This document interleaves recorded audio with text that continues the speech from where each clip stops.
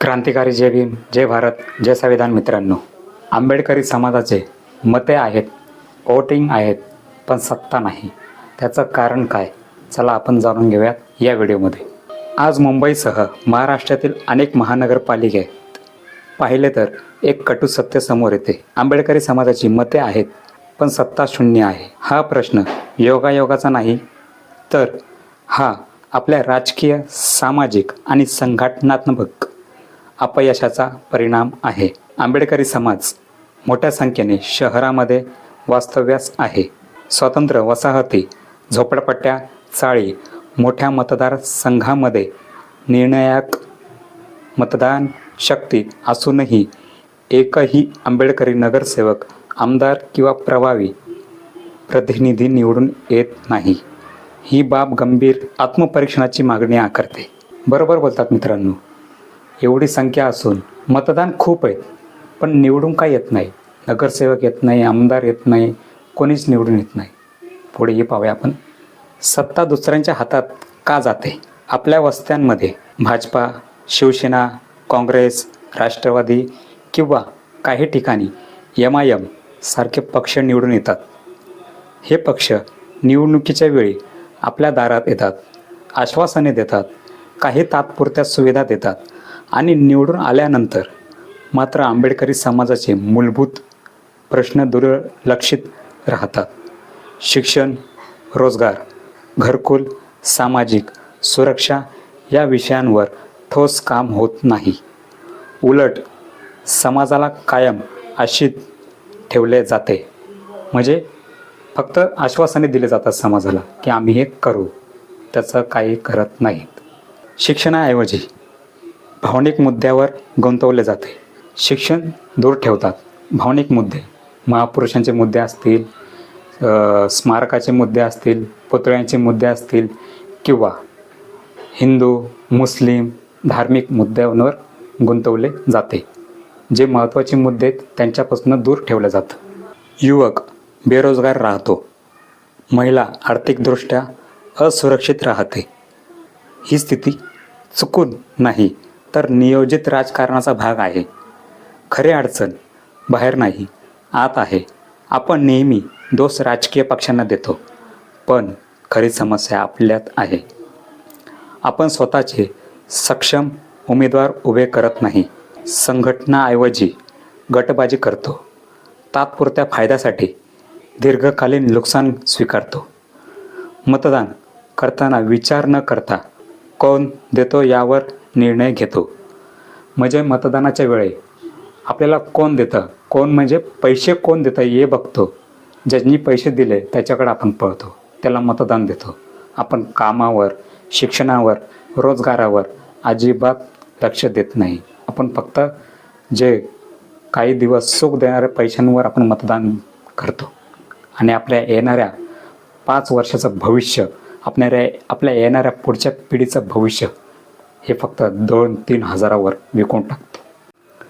परिणाम असा की आपली मते वापरली जातात, पण सत्ता इतरांच्या हातात जाते. तिसरा पॉईंट पाहूयात. सत्ता का महत्त्वाची आहे? सत्ता म्हणजे केवळ खुर्ची नाही. सत्ता म्हणजे विकास, निधीवर हक्क, निर्णय प्रक्रियेत सहभाग, आपल्या वस्तींचे संरक्षण, पुढील पिढीचे भविष्य सुरक्षित करण्याची ताकद. सत्ता नसेल तर संविधानिक हक्कही कागदावरच राहतात. सत्ता नसेल तर जे आपण हक्क लिहितो, आपल्यासाठी हक्क असतात, न्याय, हक्क, अधिकार जे आहे ना, ते कागदावरच राहतात, ते पुढे जात नाही. कारण आपली कोणी बाजू मांडणारा कोणी आहेच नाही. संसदेमध्ये, पार्लमेंटमध्ये, मंत्रालयामध्ये कोणी बाजू मांडणारा कोणीच नाही. म्हणून जे आपले हक्क, अधिकार असतात ते फक्त कागदावरच सीमित असतात. आता काय केले पाहिजे? जर मते आहेत पण सत्ता नाही, ही स्थिती बदलायची असेल तर खालील कृती, म्हणजे जे खाली मुद्दे दिले आहेत ते महत्त्वाचे आहेत. तर चला आपण पाहूयात कोणते कोणते महत्त्वाचे मुद्दे आहेत. 1. स्वयंसंघटन. जात, पंथ, गट विसरून एकत्र येणे. स्वतःचं संघटन एक नवीन तयार करायचं. त्यामध्ये जात, धर्म, वेगवेगळे वाद निर्माण करणे हे सगळं विसरून एक स्वतःचं संघटन निर्माण करायचं आणि त्या संघटनेमध्ये सगळे सुशिक्षित वर्ग पाहिजे, सगळे शिकलेले लोक. दुसरा पॉईंट पाहूयात. शिक्षणाला सर्वोच्च प्राधान्य. अभ्यासिका, लायब्ररी, स्पर्धा परीक्षा, मार्गदर्शन हे सगळं केंद्र समाजानेच उभा राहणे, स्वतःच्या खर्चाने, स्वखर्चाने. दुसरं पॉईंट म्हणजे सगळ्यात जास्त महत्त्व म्हणजे शिक्षणाला महत्त्व दिलं पाहिजे आपण. जर शिक्षण असेल तर तो काही करू शकतो. बाबासाहेब बोलले होते शिक्षण हे वाघिणीचं दूध आहे, जोही कोण तो पिल तो गुरगुरल्याशिवाय राहणार नाही. आणि ते खरं आहे. शिक्षण हे फार महत्त्वाचं आहे. जर आपल्याला राजकारणात यायचं असेल शिक्षण हे आपण पहिलं घेतलं पाहिजे. तिसरा पॉईंट पाहूयात. आर्थिक स्वावलंबन. समाजाचा निधी, संस्था, लघु उद्योगांना पाठबळ. जर आपल्याला राजकारणामध्ये यायचं तर पहिलं आपण स्वतः स्वावलंबी बनलं पाहिजे, स्वतः कमवता आलं पाहिजे आपल्याला. तर आपल्याला ते कसं कमवता येईल, रोजगार करून किंवा वेगवेगळे बिझनेस करून, वेगवेगळे व्यवसाय उभारून ते आपल्याला आलं पाहिजे. ते कसं येईल, आधी आपल्याला शिक्षण पाहिजे की नाही. म्हणून शिक्षण फार महत्त्वाचं आहे. आणि नंतर व्यवसाय उभारायचा. कारण राजकारणासाठी पैसा लागतो. पैसा वाटण्यासाठी नाही, प्रचारासाठी. लोकांना कळलं पाहिजे की हा माझ्या एरियामध्ये उभा राहिला आहे. वळखी वाढतात. प्रचार केल्यावर ओळख वाढते की हा नवीन उमेदवार आहे, हा काही ना काही आपल्या देशाचं, आपल्या समाजाचं काही ना काही भलं करू शकतो. त्यासाठी पैसा लागतो. चौथं पॉईंट नंबर 4. स्वतःचे नेतृत्व घडवणे. शिकलेले, चारित्र्यसंपन्न, समाजाशी नाळ जोडलेले उमेदवार उभे करणे. ऐकलं मित्रांनो, हे सगळं त्याच्यामध्ये गुण पाहिजेत. तो तुमच्या एरियातला पाहिजे, तुमच्यामधलाच माणूस पाहिजे, शिकलेलाही पाहिजे आणि महत्त्वाचं म्हणजे विश्वासू पाहिजे की तो तुमचं नेतृत्व, तुमच्या येणाऱ्या पिढीचं भविष्य तो घडवू शकतो. असा व्यक्ती उमेदवार म्हणून उभा केला पाहिजे. आता 5 नंबर पॉईंट पाहूयात. उपयोगी मतदान. भीक, आमिष, भावनिक घोषणा नाकारून धोरणावर मतदान करणे.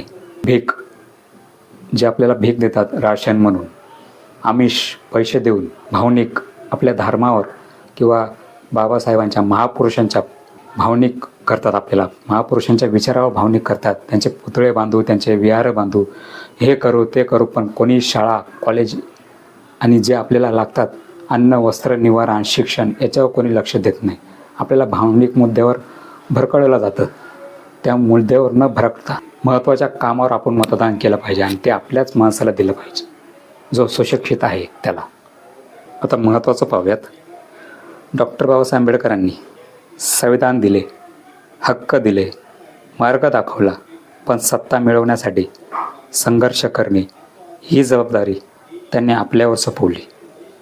जोपर्यंत आंबेडकरी समाज स्वतःचे नेतृत्व उभे करत नाही, स्वतःची धोरणे ठरवत नाही आणि स्वतःची सत्ता निर्माण करत नाही, तोपर्यंत मते आहेत, सत्ता नाही. हे वास्तव बदलणार नाही. आता निवड आपली आहे. फक्त मतदार म्हणून जगायचे की सत्ताधारी म्हणून उभे राहायचे. बघा मित्रांनो, आता आपल्याला ठरवायचं आहे की आपल्याला मतदार म्हणून जगायचं आहे की सत्ताधारी म्हणून उभा राहायचं आहे. आपले मते आहेत पण सत्ता नाही. त्याचं कारण देखील आपणच आहोत. ते मी तुम्हाला सांगितलंच आहे काय कारण आहे. तर मित्रांनो, एक या, सुशिक्षित व्हा, शिक्षण करा, बिझनेस करा, स्वावलंबी व्हा आणि राजकारणामध्ये उतरा. कारण डॉक्टर बाबासाहेब आंबेडकर बोलले होते, स्वतःच्या भिंतीवर लिहून ठेवा, आपल्याला या देशाची शासनकर्ती जमात बनायचं आहे, गुलामकर्ती नाही. गुलामी एवढ्या वर्ष केली, आता शासन करायचं आहे आपल्याला. शासन करायचं म्हणले आपल्याला शिक्षण महत्त्वाचं आहे. शिक्षण झाल्यानंतर बिझनेस, व्यवसाय हा महत्त्वाचा आहे. कारण राजकारणात जायचं म्हणल्यावर खेळ नाही. राजकारणात जायचं म्हणल्यावर पैसा लागतो. पैसा हा वाटण्यासाठी नाही, तर प्रचारासाठी, लोकांना सांगण्यासाठी की मी तुमच्या शहरातला, तुमच्या एरियातला, तुमच्या विभागातला मी उमेदवार आहे, मी तुमचं येणारं भविष्य घडवू शकतो, मी एक सुशिक्षित वर्गातला व्यक्ती आहे, मी तुमच्यातलाच एक व्यक्ती आहे, मी तुमचं भविष्य घडवू शकतो. एकदा विश्वास देऊन मला मतदान करा. हे सगळं प्रचार प्रसार करण्यासाठी पैसा लागतो. त्यासाठी आधी सुशिक्षित बना. त्यासाठी आधी शिक्षण घ्या. शिक्षण घेऊन सुशिक्षित बना. सुशिक्षित झाल्यावर वेगळ्या नोकरीला लागा. नोकरी जमत नसेल व्यवसाय करा, बिझनेस करा, पण पैसा कमवा. पैसा असेल तुम्ही राजकारणात उतरा. पहिलं स्वतःच्या घरच्यांचं फॅमिलीचं पोट भरा, नंतर समाजाचं पोट भरण्यासाठी सत्तेमध्ये उतरा. बाबासाहेब बोलले, जोपर्यंत तुम्ही तुमच्या परिवाराचं पोट भरू शकत नाही ना, तोपर्यंत राजकारणामध्ये उतरू नका.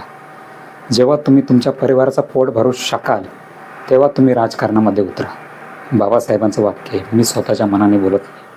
म्हणून शिका, संघटित व्हा आणि संघर्ष करा. बाबासाहेब स्वतः बोलले.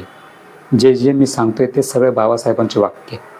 शिका, शिक्षण करा, संघटित व्हा, एकत्र या आणि संघर्ष करा. एकत्र येऊन संघर्ष करा. तुमच्या न्याय हक्कासाठी लढा. हीच आहे मित्रांनो बाबासाहेबांची वाक्य. शिका, संघटित व्हा आणि संघर्ष करा. आपल्याला देशाची शासनकर्ते समाज व्हायचा असेल, आपल्याला एकत्र येणं फार गरजेचं आहे. त्यासाठी पहिलं शिक्षण घेणं गरजेचं आहे, नंतर संघटित होणं गरजेचं आहे आणि नंतर संघर्ष करणं गरजेचं आहे. हेच होतं मित्रांनो आपल्याला सत्तेत येण्याचं महत्त्व. मी तुम्हाला सांगितलेलं आहे माझ्या सोप्या शब्दामध्ये. ते तुम्हाला पटलेही असेल. तर व्हिडिओ कसा झाला आणि जास्तीत जास्त आवडला असेल शेअर करा, लाईक करा आणि कमेंटमध्येही कळवा आणि जास्तीत जास्त लोकांपर्यंत शेअर करा.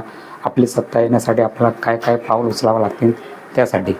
चला भेटू पुढील व्हिडिओमध्ये अशाच नवीन नवीन माहितीपूर्वक व्हिडिओमध्ये.